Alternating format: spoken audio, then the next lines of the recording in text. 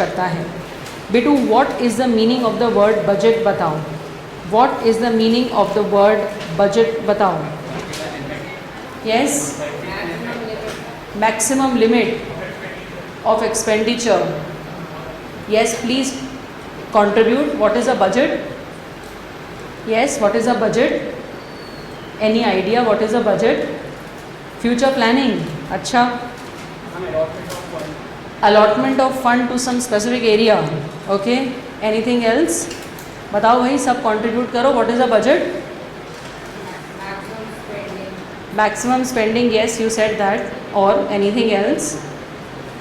देखो, supposing एक family में, पे अटेंशन हियर, एक फैमिली में फादर और मदर दोनों जॉब करते हैं और दोनों मिलाकर साल भर में अप्रॉक्सीमेटली 10 लाख रुपीज़ घर पे ला पाते हैं। घर में दादाजी दादी जी भी रहते हैं साथ में, और घर में इनके बच्चे भी हैं 2। तो ये इतने लोगों की फैमिली है, और रिसीट जो पैसा आना है साल भर में वो है 10 लाख। अब इनके घर में दादाजी दादी जी भी हैं जिनका ट्रीटमेंट वगैरह चलता है, बच्चे हैं उनकी एजुकेशन पे खर्च होता है, food, clothing, medical facilities, education, कहीं घूमने जाना, कुछ ख़रीदना, कभी किसी को बाइक चाहिए, किसी को मोबाइल चाहिए, किसी को लैपटॉप चाहिए ऑनलाइन क्लास के लिए, XYZ खर्चे लगे रहते हैं। तो नाउ द पॉइंट इज़ कि इनके पास जो इनकम है बच्चे वो तो फिक्स्ड है 10 लाख रुपए ईयरली, और लोग जो हैं घर में उनके एक्सपेंसेस अगर जोड़े तो वो आ रहे हैं करीबन 12 लाख रुपए। 10 लाख रुपए में से क्या 12 लाख के लायक खर्चे हो सकते हैं? तो अब हमारे पास 2 ऑप्शन हैं। ऑप्शन नंबर 1, हम अपनी इनकम बढ़ाएं। तो बच्चे अभी वर्किंग हैं नहीं, पढ़ रहे हैं, और दादाजी दादी जी दोनों रिटायर्ड हैं, तो वो भी अर्निंग नहीं कर सकते। तो what is the second option? खर्चों को कम करें। तो जब हम खर्चों को हमने एनालाइज करा तो उन्होंने पाया कि हम लोग कपड़े दीपावली पे, न्यू ईयर पे, बर्थडे पे, ऐसे 3-4 ओकेजन में साल में हम लोग कपड़े ख़रीदते हैं, वो एक एक्सपेंडिचर थोड़ा एक्स्ट्रा लग रहा है, हम उसे कट कर सकते हैं।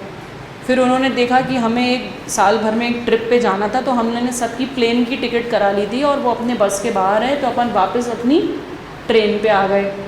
तो ऐसे एनालाइज कर करके हमने खर्चों को कहाँ पर आके सेट कर लिया? 10 लाख। और यदि हमें ऐसा लगा कि ये नहीं हो रहा सेट, बच्चे की education can not be compromised, तो फिर हमने दिमाग लगाया कि हमें शायद 1 लाख रुपीज़ का लोन लेना पड़ेगा बैंक से इस साल को खींचने के लिए। तो जब आप साल स्टार्ट होने के पहले ही कितनी जगह से पैसा आ सकता है, उसको कितनी जगह खर्च होना है, कौन सी जगह खर्चे को कट किया जा सकता है और कौन सी जगह कट नहीं हो सकता खर्चा, तो आपको लोन लेना पड़ेगा। इस पूरी प्लानिंग को कहते हैं बजट का एनालिसिस। ये तो हमने फैमिली के एंगल से किया। जब हम इसको पूरी कंट्री के एंगल से करते हैं तब हम उसको कहते हैं गवर्नमेंट बजट, जो तुम्हारा टॉपिक है। तो बताओ, आज हम अप्रैल में खड़े हैं 2022 में, तो बेटू 2021 के लिए बजट बनेगा या 2023 के लिए? It is always for the next year. जो साल बीत चुका उसकी तो बात ही ख़त्म, और जिसमें हम हैं उसमें आप सोच के कर भी क्या लोगे? तो इसलिए सारी बातें किस चीज़ के लिए होती हैं? For the coming year, next year. तो बेटा इंडिया में 3 लेवल की गवर्नमेंट्स हैं। एक तो सेंट्रल गवर्नमेंट जिसको हम बोलते हैं यूनियन गवर्नमेंट, दूसरी स्टेट गवर्नमेंट, सारे राज्य सरकार, और तीसरी panchayat raj which is called the local government. तो बेटू तीनों अपने अपने लेवल का बजट बनाती हैं। तुम्हारे कोर्स में है यूनियन बजट, सेंट्रल गवर्नमेंट का बजट। तो हम इसको पढ़ना स्टार्ट करेंगे। थोड़ा लंबा चैप्टर है बजट और थोड़ा सा समझने वाला टॉपिक है, रटना इसमें पॉसिबल नहीं है। लास्ट क्लास में जाके इसमें प्रैक्टिकल भी आ जाता है थोड़ा सा, तो इसलिए पूरी थ्योरी अपने को समझते हुए चलनी है। तो लिखेंगे डेफिनेशन ऑफ गवर्नमेंट बजट। हाँ जी बच्चे, तुम लोग जो घर में बैठे हो तुम भी अपने चैट्स के थ्रू पार्टिसिपेशन रखो, नहीं तो नींद आ जाएगी क्लास में। जिसको नींद अभी भी आ रही है मेरे सामने बैठ के, तो वो इस बात को रियलाइज़ करे कि हम 12th क्लास में हैं। इसका एक एक दिन इम्पॉर्टेंट है, we can not afford to waste it. Government budget definition लिखेंगे। It is an annual statement. Last bench, can you please come and sit here बेटा, बोथ ऑफ यू गर्ल्स, यहाँ आ जाओ आगे। Government budget is an annual statement. Government budget is an annual statement showing item wise. Government budget is annual statement. साल भर का बनता है बेटा, पूरे 12 महीने का। Government budget is an annual statement showing item wise receipt and expenditure, receipt and expenditure during a fiscal year, during a fiscal year, during a fiscal year। ऋषि अंदर हो जाना थोड़ा सा। During a fiscal year. बच्चों बताओ fiscal year कहाँ से कहाँ तक का होता है? 1 अप्रैल टू 31 मार्च, 12 महीने, 1 April to 31 March. It is presented in the parliament, it is presented in the parliament, it is presented in the parliament on the last working day. अपने इंडिया में जनरली बेटू ये फरवरी में प्रस्तुत किया जाता है। It is presented on the last working day of February and approved by the President, and approved by the President, approved by the President।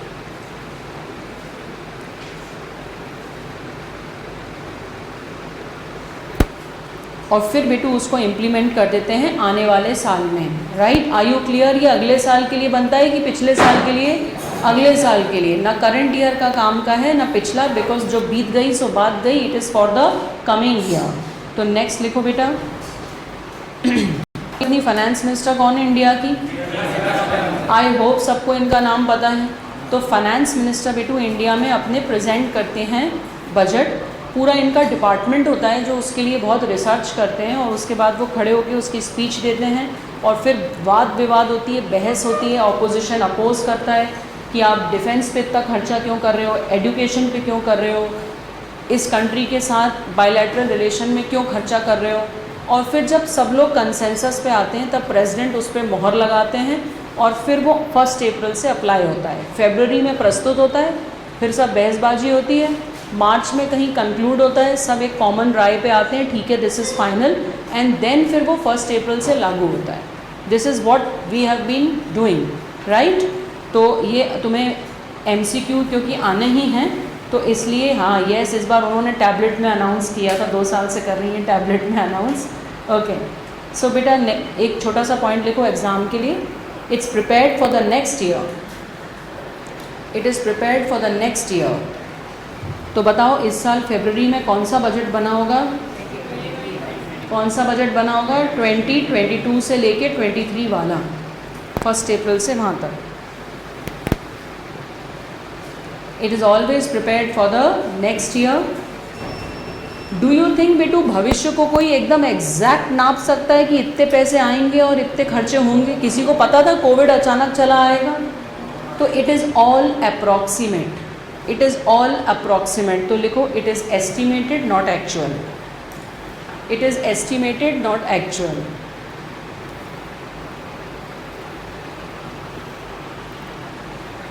It is estimated not actual. Can you tell me why it is estimated बच्चों?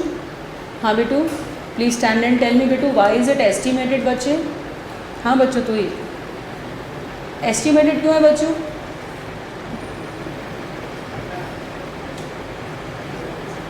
ये बता कितने साल के लिए, कितने दिन के लिए बनता है?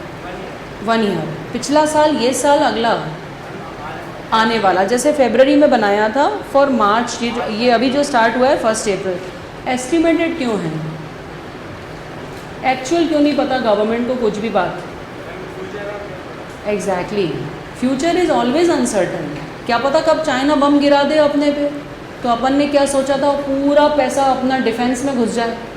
कोविड के साल में सारी जगह से पैसा हट के सारे प्लान रुक गए, सड़क योजना, ये योजना, वो योजना, और सारा पैसा हेल्थ में घुस गया कोविड को बचाने में, से बचने में, राइट। तो फ्यूचर इज़ अनसर्टन, इसलिए इट इज़ एस्टिमेटेड। नेक्स्ट छोटी सी लाइन लिखो, it reflects the fiscal policy of the government. Short notes बनाओ, ये सब एमसीक्यू के काम आएंगे। यस बच्चे, you are correct. It reflects the fiscal policy of the government. It reflects the fiscal policy of the government. अब बच्चों इसके कंपोनेंट्स पे बात करते हैं। चार्ट को ध्यान से देखेंगे, पेन नीचे रख दो। पहले अपन समझ लें कंट्री के पास पैसा कहाँ से आता है। तुम्हारे क्या जजमेंट है, पैसा कहाँ से आता होगा? टैक्स। सबसे बड़ा गवर्नमेंट का सोर्स है टैक्स, सबसे बड़ा। बट और भी तरीके हैं गवर्नमेंट के कमाई के, बट सबसे बड़ा तरीका क्या है? टैक्स। तो अब अपन ज़रा इसको देख लेते हैं। Look on the screen. Budget के 2 हिस्से हैं, एक पैसे का आना विच इज़ कॉल्ड रिसीट, और एक पैसे का खर्च होना विच इज़ कॉल्ड एक्सपेंडिचर। अब जब रिसीट की बात आई तो देखो उसके नीचे फिर से मैंने 2 टाइप की रिसीट बनाई हैं, रेवेन्यू रिसीट और कैपिटल रिसीट। रेवेन्यू रिसीट के नीचे मैंने 2 टाइप के रिसीट बनाई हैं, एक की टैक्स से कितना पैसा आता है और दूसरा नॉन टैक्स से कितना पैसा आता है। नॉन टैक्स आज तो अपन डिस्कस करेंगे। जैसे अपन लोगों को पुलिस वाले रोक लेते हैं बीच में, हेलमेट नहीं पहना तो वो चालान लगा देते हैं अपने पे। यूनिवर्सिटी में फ़ीस भरते हैं अपन, गाड़ियों का रजिस्ट्रेशन कराते हैं, आरटीओ, पासपोर्ट बनवाते हैं, हर चीज़ में गवर्नमेंट फ़ीस लेती है, हाँ या ना? तो वो सब उनका आता है नॉन टैक्स रेवेन्यू। तो अपन इस टॉपिक में पूरा समझेंगे कि गवर्नमेंट की ट्रेजरी में पैसा कहाँ कहाँ से आता है। एक तो कहाँ से आता है? टैक्स से। अब टैक्स के अंदर घुस के देखो कितने चार्ट में पार्ट हैं, 2। कौन कौन से टैक्स हैं? डायरेक्ट और इनडायरेक्ट। डायरेक्ट टैक्स का शाइनिंग एग्जाम्पल है इनकम टैक्स, और इनडायरेक्ट टैक्स का एग्जाम्पल है जीएसटी। तो इस चैप्टर में तुम्हारे ये basics once and for all final ठीक करने होंगे कि तुम्हें टैक्स स्ट्रक्चर कंट्री का पता हो। ऑलराइट, उसके बाद ये जो नॉन टैक्स है ये अपन पढ़ेंगे कि कितने तरीके से गवर्नमेंट पैसा लेती है लोगों से। फिर कैपिटल रिसीट अपन पढ़ेंगे 3 टाइप की। कैपिटल रिसीट में 3 चीज़ें अपन पढ़ेंगे, उधार लेना, recovery of loan and other receipts. जो तुमने एफडीआई वगैरह सुना होगा, वर्ड एफडीआई एफपीआई नहीं सुना होगा, तुम सुनेंगे इस चैप्टर में। और उसके बाद खर्चे। तो खर्चों के भी 2 कैटेगरी अपन पढ़ेंगे, रेवेन्यू और कैपिटल, और उसके भी अंदर डेवलपमेंटल एंड नॉन डेवलपमेंटल। तो अब तुम ये चार्ट पहले बनाओ ताकि चैप्टर तुम्हारे कंट्रोल में रहे। फिर अपन उसके एक एक हिस्से को समझेंगे। Very practical chapter. कॉमर्स के 12वीं के छात्र को ये कंठस्थ याद होना चाहिए चैप्टर।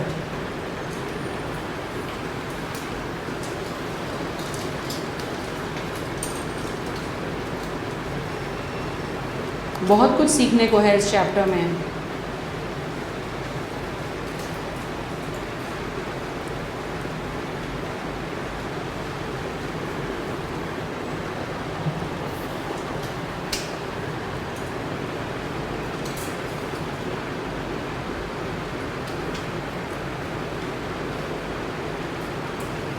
कंपोनेंट्स का मतलब हिस्से, 2 हिस्से मैंने बनाए हैं, एक रिसीट मतलब पैसा आना और एक खर्चा पैसा जाना। पैसे आने के भी मैंने 2 टाइप बनाए, रेवेन्यू रिसीट, कैपिटल रिसीट। मैं सबका एक एक करके मीनिंग तुम्हें बताऊंगी अभी। Revenue receipt, capital receipt. उसके बाद रेवेन्यू के अंदर भी मैंने 2 पॉइंट्स बनाए, टैक्स और नॉन टैक्स। फिर अपन एक एक करके अभी सबको लिखेंगे। टैक्स और नॉन टैक्स। फिर टैक्स के अंदर भी दो बनाए हैं मैंने, डायरेक्ट टैक्स, इनडायरेक्ट टैक्स। सबके डिफरेंसेस सीखोगे तुम।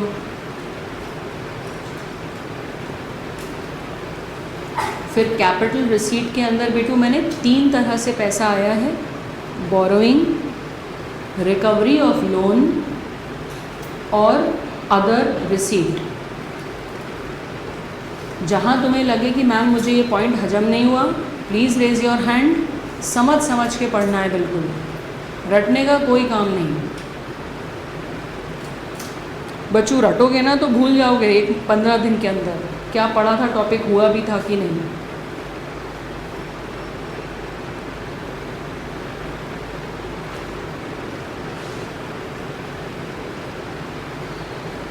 बेटू पूरा बताऊंगी, अभी तो शुरुआत की है, ये तो टॉपिक का जिस्ट है, ओवरव्यू है चैप्टर का। अभी तो मैं एक एक का पोस्टमार्टम करूंगी, लंबा चैप्टर है, 6 दिन चलेगा।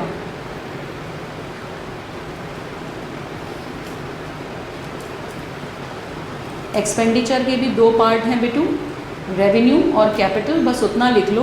बाकी जब डिटेल में पढ़ेंगे तो पढ़ेंगे ही सही, तुम खो ना जाओ चैप्टर में, सीक्वेंस पता रहे, इसलिए चार्ट बनवाया। ठीक है यहाँ तक? अभी तक जितना पढ़ा बताओ, इंडिया में जनरली बजट किस महीने में आता है? फरवरी। पिछले साल के लिए, इस साल के लिए, अगले साल के लिए? साल का मतलब कैलेंडर ईयर है या fiscal?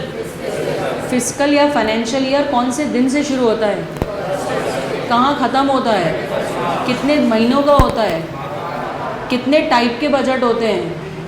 Central government, state government और लोकल गवर्नमेंट। हम किसका पढ़ रहे हैं अभी? Union, that is central government का बजट। ठीक है, कौन इसको असेंट देता है, गवर्नर या प्रेसिडेंट? और राज्य का बजट की कौन देता होगा assent? Governor. Governor is the first person of the state and president is the first citizen of the country. तो सेंट्रल गवर्नमेंट का देते हैं प्रेसिडेंट और राज्य सरकारों का देते हैं, राज्य सरकार का कौन देता है? गवर्नर। ठीक है,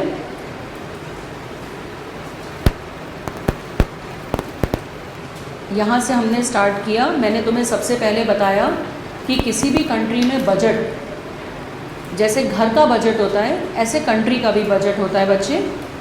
बजट से पता चलता है खर्चे बढ़ाओ कि इनकम कम करो कि लोन लेना पड़ेगा तो इंतज़ाम करो, ये सब पहले से ही पता चलने लगता है। उसके बाद हमने मीनिंग पढ़ा, ज़रा मीनिंग देख लो तुम्हारे दिमाग में बैठा कि नहीं। It is a annual statement showing item wise receipt and payment, किस चीज़ के? During a fiscal year. Okay, फिर फिस्कल ईयर का तुमने मीनिंग लिखा और तुमने लिखा it is presented in the parliament and approved by the president. उसके बाद तुमको मैंने बताया हु इज़ द तत्कालीन president of the country, and हमने पढ़ा कि बजट हमेशा नेक्स्ट ईयर के लिए बनता है, पुराने साल के लिए नहीं। ठीक है, यहाँ तक कोई डाउट तुम्हें आ रहा है? एक चीज़ मैंने बताई जो तुम्हें हजम नहीं हुई होगी बट एग्ज़ाम में MCQ में काम आएगी। It reflects the fiscal policy of the government. धीरे धीरे आ जाएगा समझ। It reflects the fiscal policy of the government. एक एक लाइन समझ के लिखना है बच्चे। फिर मैंने तुम्हें कंपोनेंट्स बताए। अब मैं आ रही हूँ रिसीट पर।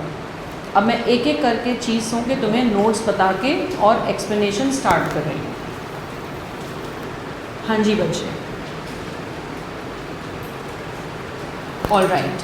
सो रिसीट पे आते हैं बच्चे। लक्ष्मी जी का कंट्री में आना, रिसीट पे आते हैं। तो अब अपन बजटेड रिसीट क्या होती है वो सुनते हैं। बताओ रिसीट में पैसा आ रहा है कि जा रहा है? आ रहा है कि जा रहा है? नाउ कंट्री में पैसा कैसे आता होगा? हमने देखा कि 2 तरीके से आता है, रेवेन्यू और कैपिटल। अब तुम अपना पेन नीचे रखो और इन दोनों का डिफरेंस समझने की कोशिश करना। Please participate in the class. All of you are young budding entrepreneurs, professionals of the country. अपने आप को 12th क्लास के बच्चे से ऊपर उठाओ। यह है अपनी कंट्री इंडिया। इंडिया को कोविड के टाइम बहुत ज़्यादा दिक्कत गई फंड्स की, और हमने वर्ल्ड बैंक से 100 करोड़ रुपए का लोन लिया, बताओ पैसे आए कि गए? बट आए तो हजम कर जाएं, जीम जाएं कि अभी वापस करना है? तो बताओ लाइबिलिटी बढ़ गई कि नहीं? हाँ या ना? तो जिस पैसे के आने से आपके सर पे लाइबिलिटी बढ़ जाए उसको कहते हैं कैपिटल रिसीट। ओके, फिर से सुनो, जब भी आप कोई ऐसा ट्रांजैक्शन करो जिसमें आपकी लाइबिलिटी बढ़ जाए तो वो क्या कहलाएगी? Capital receipt. अभी अपन ने रशिया से कुछ ऑयल परचेज किया, वर्ल्ड के बहुत लोगों को नाराज़गी भी हुई कि रशिया और यूक्रेन में आप लोग खुल के नहीं बोल रहे हैं इंडिया वाले कि रशिया गलत कर रहा है, तो हम क्यों बोले भाई खुल के? तुम्हारी भी तो पीछे से कितनी गड़बड़ियाँ चल रही हैं, हमसे बोल रहे हो कि हम खुल के नहीं बोल रहे हैं। हमने उनसे तेल क्या खरीद लिया तो सबके कान खड़े हो गए। उधार में खरीदा अपन ने तेल, वैसे अपन पूरा कहाँ से इंपोर्ट करते थे? यूएई। इस बार अपन ने किधर से कर लिया? रशिया। तो सबको बड़ी आँख में मिर्ची लगने लग गई। तो this is an example. Diplomacy पढ़ोगे तो तुम्हें बड़ा मज़ा आएगा सुन के कि रशिया और यूक्रेन का आपस में लड़ाई चल रही है और अपन लोग इमोशनली लड़ रहे हैं एक दूसरे से, बाकी सारी कंट्रीज़, कि तुम उसका साथ क्यों दे रहे हो, तुम मुँह क्यों नहीं खोल रहे हो, तुम उसे चुप क्यों नहीं बोल रहे हो, पुतिन को फ़ोन क्यों नहीं कर रहे हो, सब हम कर रहे हैं और तुम ऊपर से कुछ भी करते रहो। एनीवेज अभी अपन वो नहीं पढ़ रहे। तो अभी अपन ने ऑयल ख़रीदा रशिया से उधार में, तो बताओ फ्री में मिला या पैसे देने? तो लाइबिलिटी बढ़ गई कि नहीं? तो ये भी कौन सी रिसीट हुई? कैपिटल। सेकंड, थोड़े दिन पहले कोविड के 1 साल पहले अपने पास कुछ एक्स्ट्रा फंड्स थे, तो अपन ने श्रीलंका को लोन दिया। तो पैसा बाहर गया कि आया? गया। तो वापस कभी आएगा कि नहीं? तो किसी को आप लोन देते हो तो वो आपका एसेट हो जाता है कि नहीं?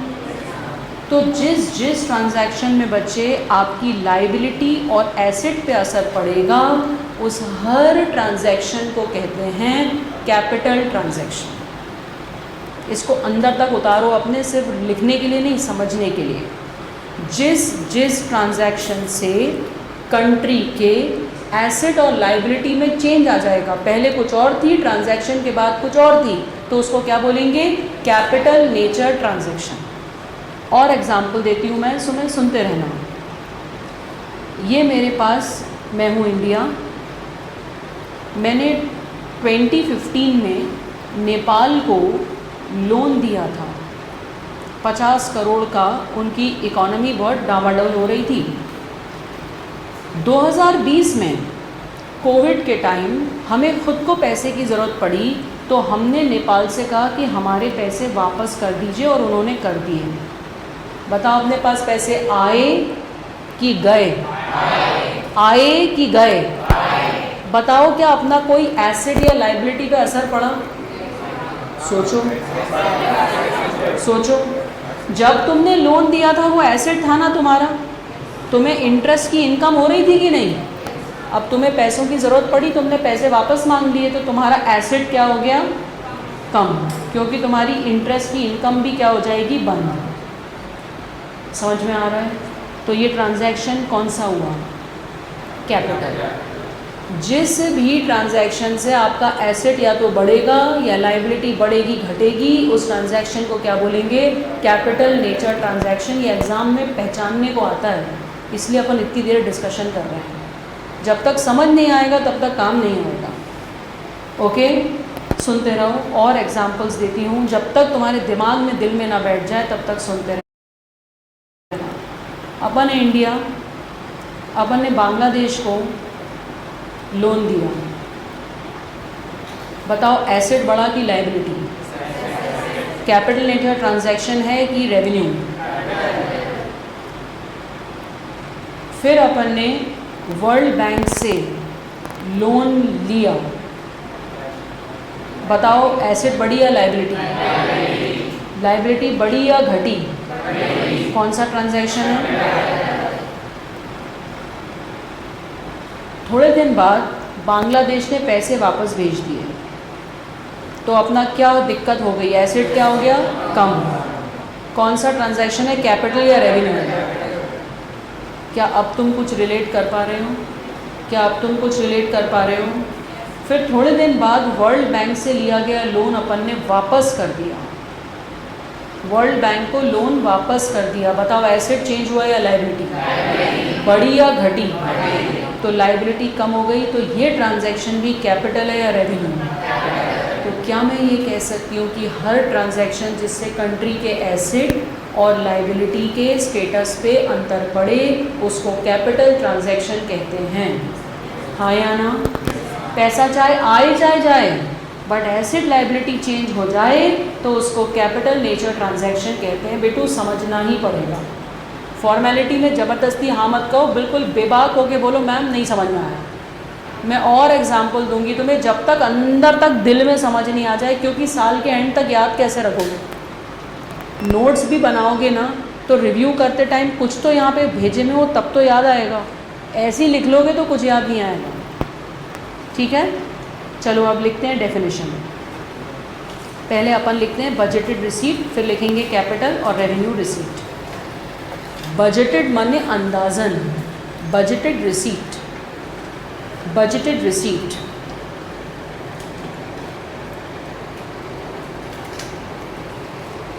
it refers to budgeted receipt, it refers to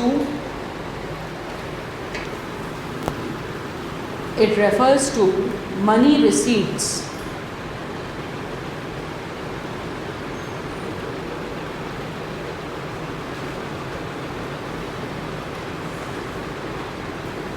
fix asset की बात हो रही है बच्चों।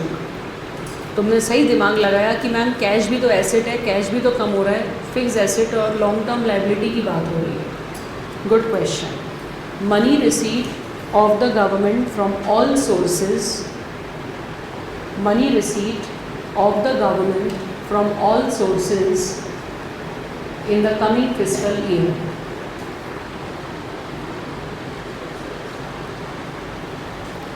बजटेड रिसीट का मतलब है money receipts of the government from all sources during a fiscal year. फिर चार्ट बनाओ, it is of two types, revenue and capital. उसी के नीचे लिख लेना। बच्चों सुनो, एक दो वर्ड इधर उधर हो गए कोई चिंता नहीं है, रटना वैसे भी नहीं है। एक दो वर्ड ऊपर नीचे हो जाए कोई इशू नहीं है, मोटा मोटी समझ आना चाहिए। It is of two types बेटू, कैपिटल एंड रेवेन्यू। अब कैपिटल के नीचे उसकी थोड़ी सी थ्योरी लिख लो, कैपिटल के नीचे उसकी थोड़ी सी थ्योरी लिख लो। Causes a change in the asset liability status of the government. Capital के नीचे लिखो कॉजेज अ चेंज, डेल्टा बनाया मैंने चेंज के लिए। Causes a change in asset liability status of the government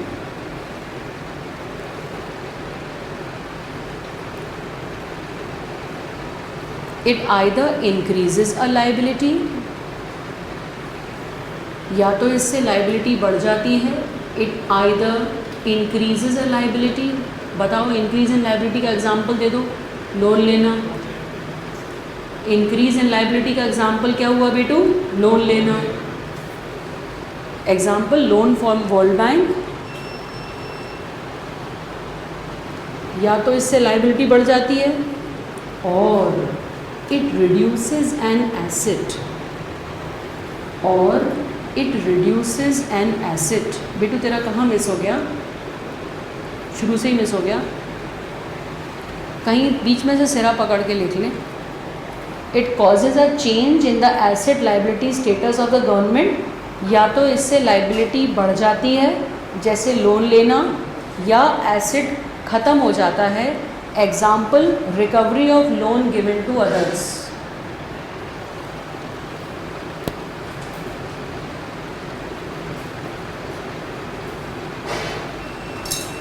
बेटा can you please stand and repeat, last second bench. बेटा pink, yes please, can you please tell me तुम क्या समझ पाई बेटू? बेटू एक सेकेंड, किसी ने डाउट पूछा है कि मैम आपने ये दो ही क्यों बताए, increase in liability and reduction of asset. बेटा हम पैसे का आना पढ़ रहे हैं, रिसीट पढ़ रहे हैं ना, जाना नहीं पढ़ रहे हैं। जब हम पैसे का जाना पढ़ेंगे ना तब एसेट इंक्रीज होगा और लाइबिलिटी डिक्रीज होगी। आ जाएगा तुम्हें समझ? हाँ बोलो बेटू।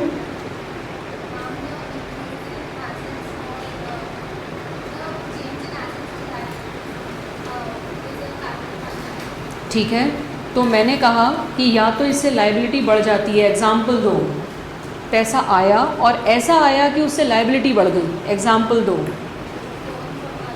लोन चाहे गवर्नमेंट से लिया हो, यूएस यूके किसी से भी लिया हो, या फिर वर्ल्ड बैंक से लिया हो। और दूसरा मैंने लिखा है रिड्यूसेस एन एसेट।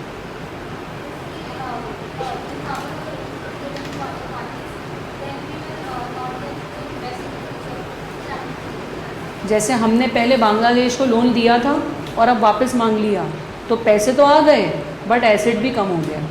कितने लोगों को ये बात समझ में आ गई? Raise your hands. हाथ ऊंचे उठाना, फॉर्मेलिटी मत करो प्लीज़। तुम मेरे से यहाँ पे प्लीज़ सुनो, बैठ जाओ, हाथ नीचे कर लो। फॉर्मेलिटी नहीं है। नहीं समझ में बोलो मैम कछु समझ नहीं आया, फिर से समझा दीजिए। I will explain all over again, क्योंकि फिर मेरे से नहीं समझ के थर्ड जगह कहाँ जाओगे? स्कूल के बाद तो अपन यहाँ आए, अब यहाँ के बाद अपन कहाँ जाएंगे? इसलिए यहीं समझना है। अब लिखो इधर वाला रेवेन्यू। अब लिखो इधर वाला रेवेन्यू। फिस्कल ईयर का पीयूष मतलब है 12 महीने का समय, 1 April to 31 March. Okay, I will just write revenue receipt. Those receipt that neither create a liability nor reduce an asset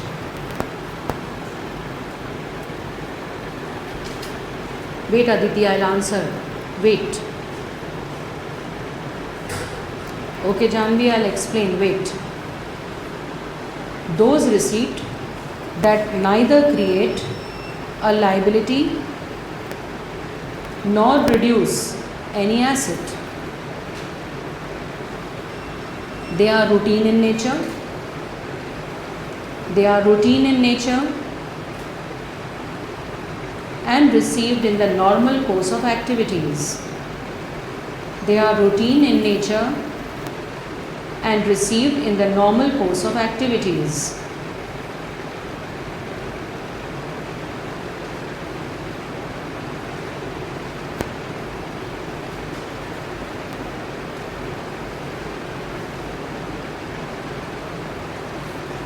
ठीक है, अब मैं कुछ बच्चों को कैपिटल नेचर रिसीट में थोड़ा और एक्सप्लेनेशन चाहिए, तो मैं तुम्हें एक्सप्लेनेशन थोड़ा सा बढ़ा के दे रही हूँ। ध्यान से सुनना और तुम मेरे साथ सोचना। इंडिया ने 2020 में ये ट्रांजैक्शंस किए। Received 100 crores from Japan. लिखो एग्जाम्पल, लिखो नीचे लिख लो। Receive 100 crores loan from Japan. Recovered, अपन अभी एक्सप्लेनेशन डिस्कस करेंगे, अभी तो वो लिख लो डिस्कशन क्या कर रहे हैं। Recovered 50 crore loan earlier given to Nigeria.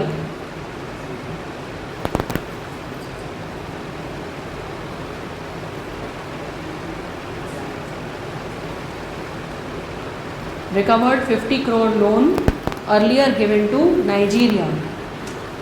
Then received 30 crore income tax. Then received 50 crore registration fees from RTO. In RTO, RTO पता है ना सबको। अभी अपने को एनालिसिस करना है कि इंडिया के पास इतने जगह से पैसा आया है 1 महीने में। पहले तो तुम लिख लो, फिर अपन उसके बारे में डिस्कस निकालेंगे। पैसा आने की बात हो रही है अभी, budget receipt receipt receipt, payment की बात नहीं हो रही है। डिस्कशन शुरू करूं? अब पहला नंबर, मिला है हमको 100 करोड़ लोन फ्रॉम जापान, क्या वापस करना है? वापस करना है कि नहीं? तो ये एसेट है कि लाइबिलिटी? लाइबिलिटी बढ़ी है या घटी है? तो लाइबिलिटी अफेक्ट हो गई, तो ये कैपिटल नेचर ट्रांजैक्शन है या रेवेन्यू? तो समझ में आया, जिस ट्रांजैक्शन में एसेट या लाइबिलिटी पे असर हो जाए और बस यही है तो वो कैपिटल नेचर है। सेकंड, रिकवर्ड माने वापस लेना। 50 करोड़ लोन जो हमने पहले दे रखा था नाइजीरिया को, अब वापस ले लिया। आया तो सही पैसा, बट बताओ एसेट चेंज हुआ या लाइबिलिटी? बढ़ा या घटा? हमारा एसेट कम हो गया। एसेट कम हो गया तो बताओ एसेट पे असर आ गया, इसलिए कौन सा ट्रांजैक्शन? कैपिटल। ये समझ में आया? दो सिटिंग एट होम बेटू, खास तौर पे तुम लोग बताओ, यहाँ तो सब हाथ उठा सकते हैं। एसेट कैसे कम हुआ? देखो, तुमने जब नाइजीरिया को लोन दिया था तो तुम्हें वहाँ से इंटरेस्ट मिलता था, तुम्हारा वो इन्वेस्टमेंट था। अब तुमने पैसा वापस मंगा लिया तो तुम्हारा इन्वेस्टमेंट कम हो गया ना। आया समझ?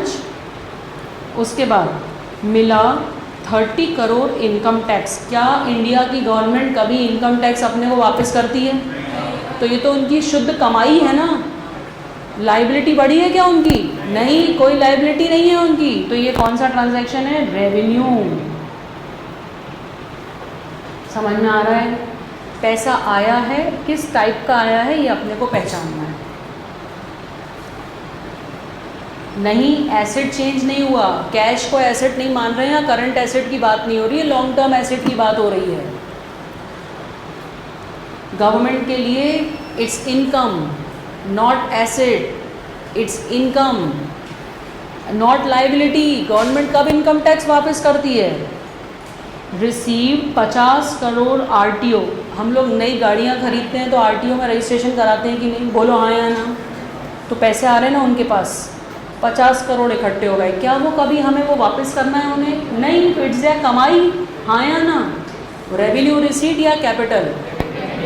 तो बस ऐसे पहचानने को आता है एग्ज़ाम में। ओके, अब डेफिनेशन एक बार फिर से देख लो, रिलेट कर पा रहे हो कि नहीं, शांति से खुद पढ़ लो, फिर डाउट है तो पूछो। Capital receipt brings a change in the asset liability status of the government. जब पैसे आते हैं तो या तो लोन बढ़ जाता है या पुराना एसेट था तो वो कम हो जाता है। इसके दो ही ऑप्शन हैं।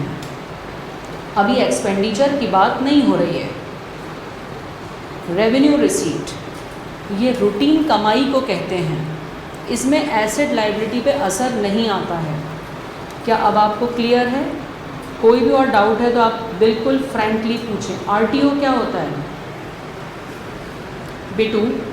जब भी अपन कोई गाड़ी खरीदते हैं, 2 व्हीलर 4 व्हीलर, तो उसका रजिस्ट्रार एंड ट्रांसफ़र ऑफिस, एक आरटीओ मतलब एक गवर्नमेंट ऑफिस होता है जहाँ पे जाके गाड़ी का नंबर अपने को मिलता है कि इस गाड़ी का ये नंबर है। कभी एक्सीडेंट होता है ना तो उधर पे पूरी इन्फॉर्मेशन होती है, किसकी गाड़ी है, किसने पैसा लगाया, बैंक लोन है क्या नहीं, ऐसा। That's RTO.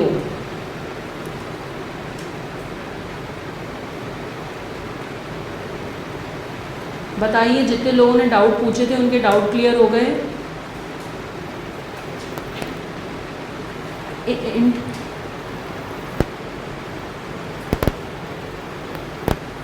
बेटा एक बात बताओ, हमने पैसे वापस मंगा लिए, वो कहाँ गया? नाइजीरिया से।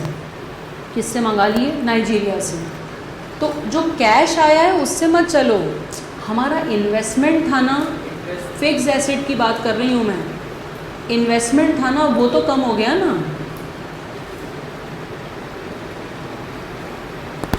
जी ओके, वेरी गुड। नहीं, ज़बरदस्ती हजम करने की कोई बात नहीं। ठीक है, चलो आगे लिखते हैं। ये लिख लिया बच्चों सबने? Revenue everyone has written. अब आगे लिखते हैं अपन रेवेन्यू के 2 हिस्से। फिर से चार्ट बनाओ। रेवेन्यू का पार्ट के दो चार्ट बना लो, tax and non tax. Revenue मतलब कमाई गवर्नमेंट की, जिससे कोई एसेट लाइबिलिटी पे असर नहीं हो रहा, ना एसेट पे असर हो रहा है ना लाइबिलिटी पे असर हो रहा है। कैश को एसेट मत मानो यहाँ पर इस टॉपिक में, करंट एसेट की बात नहीं हो रही, फिक्स एसेट की बात हो रही। ओके, बताओ बेटू गवर्नमेंट को कितनी जगह से पैसा आता है? दो। पहला कौन है? टैक्स, और दूसरा कौन है? Non tax. अब टैक्स कितने तरह के हैं? दो। और नॉन टैक्स अभी बहुत सारे तरीके हैं। बताओ क्या टैक्स देना कंपलसरी है? क्या टैक्स देना कंपलसरी है तो, पर इंडिया में सिर्फ 3% लोग इनकम टैक्स देते हैं। 97% जनता इंडिया की टैक्स नहीं देती। उसका एक बहुत बड़ा रीज़न है कि 75% इंडिया की जनसंख्या आज भी गांव में रहती है और एग्रीकल्चर करती है, और इंडिया में एग्रीकल्चर पर टैक्स नहीं लगता। ऐसी तुम्हारी बहुत सारी जनरल नॉलेज बढ़ेगी इस चैप्टर में। तो इंडिया में कृषि प्रधान देश हैं हम, और एग्रीकल्चर पे टैक्स नहीं लगता। तो जो जो एग्रीकल्चर करता है वो तो टैक्स ब्रैकेट से वैसे ही बाहर हो गया। उसके बाद जो बचे उन लोगों में 5 लाख तक की इनकम पे टैक्स नहीं लगता। तो 5 लाख बिलो पावर्टी लाइन ही, 22% जनसंख्या देश की बिलो पावर्टी लाइन है। उनका 2 वक्त का खाना नहीं है, 5 लाख तो सपना है उनके लिए, तो वो भी निकल गए बाहर। तो मात्र 3% जनसंख्या इनकम टैक्स देती है, और 3% के ऊपर बोझ है पूरे 97% का, क्योंकि जो इनकम टैक्स वो 3% से कलेक्ट होता है, उसी से सड़कें बनती हैं, बिजली का सब होता है, वाटर डैम्स बनते हैं, ये ब्रिज बन रहा है, मेट्रो बन रही है, सब बन रहा है, सिर्फ 3% लोगों के पैसे से। तो अगर देश में लोग ईमानदारी से टैक्स भरने लगें तो देश का भला हो जाए, देश में करप्शन ख़त्म हो जाए। देश में बहुत सारी ऐसी प्रॉब्लम्स हैं जो सिर्फ इसलिए हैं क्योंकि लोग ठीक से टैक्स नहीं देते। कितने टाइप के टैक्स होते हैं? 2। कौन कौन सा? डायरेक्ट और इनडायरेक्ट। डायरेक्ट टैक्स का मतलब होता है इनकम टैक्स, और इनडायरेक्ट टैक्स का मतलब अभी पढ़ेंगे जीएसटी, वो अपन सब देते हैं, सब देते हैं। तुमने भी दिया है, तुमने भी दिया है। तुम बोलोगे अभी हमने कहाँ से दिया है? तुमने जितने लोगों ने फ़ी भरी है ना, उस पर तुमने 18% टैक्स दिया है। जितनी तुम्हारी फ़ी है उसका 15.25 to be precise goes to the government. So if you pay 100 rupees fee to APT and your school education is free, tax free, but coaching is not. So if you pay 100 rupees, 15 rupees goes to the government and 85 rupees comes here. That makes a difference between local coaching fees and APT fees because they don't give GST. Why don't they give GST? Then you will ask, क्योंकि 20 लाख के ऊपर जिसकी receipt होती है सालाना, उसी को GST देना होता है। बाकी लोगों को GST का रजिस्ट्रेशन ही नहीं कराना होता है। तो आप भी देश के प्रगति में कंट्रीब्यूटर हैं। फिर से सुनते हैं, टैक्स कंपलसरी है या नहीं है? है, कंपलसरी है। टैक्स से कोई बेनिफिट नहीं मिलता। सपोजिंग मैं GST भरती हूँ, अगर मैंने महीने का 4 लाख 5 लाख GST भरा, तो मैं नहीं कह सकती कि मेरी बिल्डिंग के सामने की रोड को ठीक तो कर दो यार, इतना टैक्स भर रही हूँ, गड्ढा है नीचे। कुछ नहीं कह सकते आप, बस देना है तो देना है। आपके पिताजी माताजी इनकम टैक्स देते होंगे, पर वो गवर्नमेंट से ये नहीं कह सकते हैं कि यार देखो हमारे बाजू में बिजली चोरी हो रही है, हमारे यहाँ की बिजली क्यों कट रही है, हमारे घर के सामने गड्ढे क्यों हैं। कोई डायरेक्ट बेनिफिट आपको नहीं मिलता है, बस पूरे राष्ट्र में आप ट्रेजरी में इकट्ठा पैसा डालते हो। ठीक है, तो तुम भी सब देश के भविष्य में टैक्स पेइंग सिटीज़न बनोगे, हाँ या ना? बनोगे ही ना? हाँ या ना? हाँ या ना? टैक्स खाने वाले बनोगे या देने वाले? देने वाले यार, ज़्यादा कमाओ और ज़्यादा दो, रोना क्या है उसमें? हाँ, तुम्हारा डाउट था कुछ? भैया एग्रीकल्चर नेताओं का वोट बैंक है। जिस दिन एग्रीकल्चर पे टैक्स लगाएंगे, अभी तुमने देखा थी किसान आंदोलन, वो इतने से पे निकल आए थे, MSP प्राइस पे 1 साल आंदोलन किया, कितने लोग मर गए। तो इनकम टैक्स पे जिस दिन इंडिया में टैक्स लग जाएगा ना, तो आग लग जाएगी देश में। इतने सालों से वो चला आ रहा है, वो सिस्टम चेंज नहीं हो सकता। हाँ एग्जैक्टली, धीरे धीरे समाज को, किसान को समझाना चाहिए कि भैया टैक्स दो, मगर उसके पहले किसान कहता है आपने मेरे खेत तक इरिगेशन फैसिलिटी करी क्या? नहीं करी ना। ये शहर वालों के तो घर तक नल में पानी आता है, मेरे खेत में कौन सा पानी आता है, मैं क्या टैक्स दूँ? और उसके लिए अगर गवर्नमेंट इंतज़ाम करने लगी तो पूरा बजट बिगड़ जाएगा। वो इट्स अ लॉन्ग स्टोरी। तो long story cut it short कि इंडिया में एग्रीकल्चर पे टैक्स नहीं लगता। तो लिखना स्टार्ट करेंगे। रेवेन्यू, टैक्स के नीचे लिखो it is a compulsory payment without any direct benefit in return.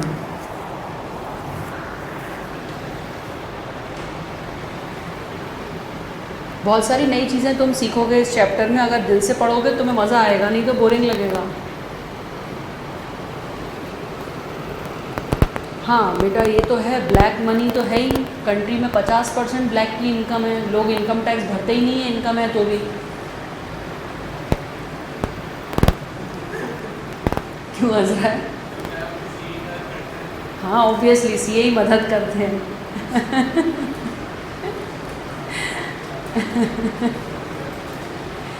Y one should pay tax?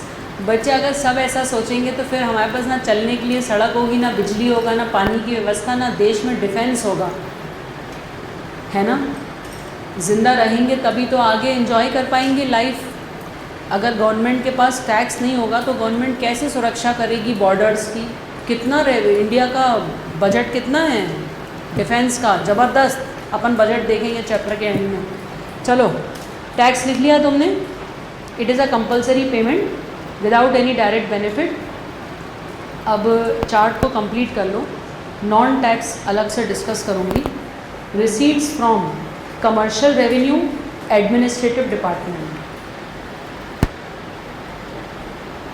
बेटू BHEL का नाम सुना, BSNL का नाम सुना, रेलवेज़ का नाम सुना? ये सब इंडिया में गवर्नमेंट का टैक्स के अलावा वाला कमाई है। सारी यूनिवर्सिटीज़, कोर्ट, पुलिस, सब जगह से गवर्नमेंट को फ़ीस मिलती है। तो कमर्शियल रेवेन्यू में लिखो BSNL, BHEL, और एडमिनिस्ट्रेटिव में लिखो कोर्ट, पुलिस। बताओ बच्चे, पुलिस को कहाँ से पैसे मिलते हैं? चालान। गवर्नमेंट पुलिस कितने चालान काटती है? बिना आप जा रहे हो, बिना मास्क के जा रहे हो, बिना सीट बेल्ट लगाए गाड़ी चला रहे हो, 3 लोग एक गाड़ी पे जा रहे हो, वो सब गवर्नमेंट की ट्रेजरी में जा रहा है। जहाँ रसीद कट रही है गवर्नमेंट के में जा रहा है, जहाँ बिना रसीद के पैसे ले रहा है उसकी जेब में जा रहा है।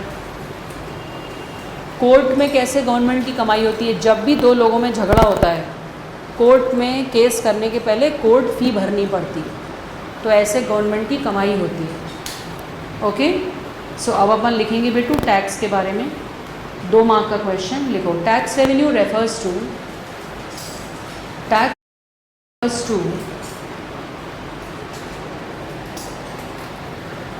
receipt from taxes and other duties. Tax revenue refers to receipt from taxes and other duties imposed by government. Tax revenue refers to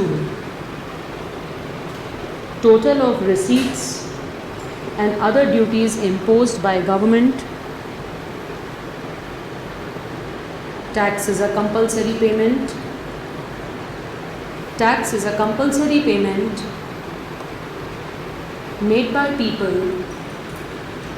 Tax is a compulsory payment made by people and companies. Tax is a compulsory payment made by hum tum people and companies like Reliance and all these without reference to any direct benefit in return. Without reference to any direct benefit in return. Bitu, can you explain this line to me? Mask हटा के खड़े हो. Either you explain or I'll explain again. जब हम tax देते हैं क्या government से हम तकाजा कर सकते हैं कि हमारे घर का पेंट करा दो, हमारे घर पानी भेज दो, हमारे घर बिजली भरा दो? हम कुछ नहीं भैया, सबका बिल अलग भरना पड़ता है। तो फिर हम क्यों दे रहे हैं टैक्स? ओवरऑल व्यवस्थाओं के लिए। ऐसा नहीं है कि मुकेश अंबानी ने टैक्स दिया तो उनके इतने विशालकाय घर एंटीलिया के आगे की सड़क गवर्नमेंट आगे बनाएगी। लाइन लिख ली ये वाली, what is the line? Without any direct benefit in return. ठीक, बैठो। Tax receipt are spend by government, tax receipt are spend by government for common benefit of people in the country. Tax receipt are spent by government for common benefit of people in the country. Common benefit का बेटू मतलब होता है ये जो भी हम सड़कें देख रहे हैं, ब्रिजेस देख रहे हैं, रोड डिफेंस देख रहे हैं, पुलिस सिस्टम, कोर्ट सिस्टम, इस सब में। Now tax can be further classified as direct tax, indirect tax, as direct tax, indirect tax. Tax can be further classified. Tax can be further classified as direct tax and indirect tax. Tax can be further classified as direct tax and indirect tax.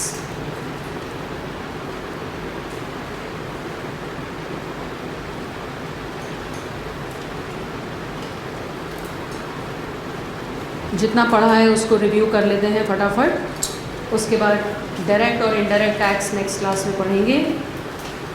हाँ जी, बताइए, budget पिछले साल के लिए बनता है या अगले साल के लिए?